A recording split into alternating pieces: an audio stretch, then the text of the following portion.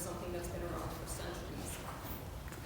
In second place, we have this tower, and if you look at it, it looks very, very Art Deco, and that's because it is Art Deco. In fact, it started the Art Deco when it was proposed as part of this competition. So even though it won second place and it was not built, this one became highly influential, and it's copied in pretty much every major American city after the fact. It became the Radiator Building, right? It became something called the Radiator Building. Yes, I believe one of the ones that emulates it is called that. Anyways, you're going to have lots of buildings to go through. Some of them are going to be really silly, but I want you to look at the style. So notice that all of them have something different going on. The articulation, this one, for example, is also quite Gothic. This one you can tell is definitely a Roman type of skyscraper.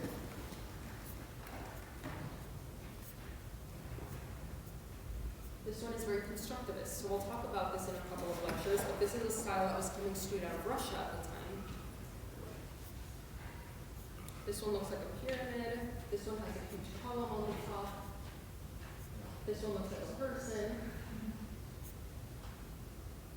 And then these are the foreign designs. So in the foreign designs, I want you to specifically look at the modern ones, right? We're going to be talking about those designers.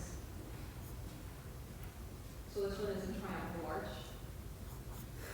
This one's a cathedral, Romanesque cathedral. This one is a castle.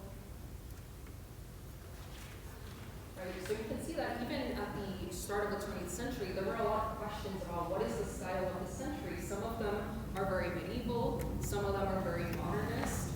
There still wasn't a definitive style that they had chosen yet.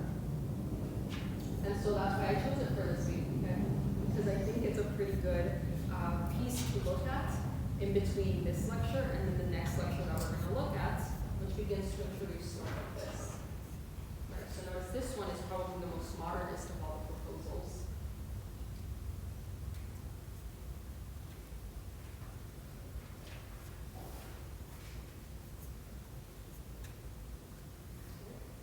So look at it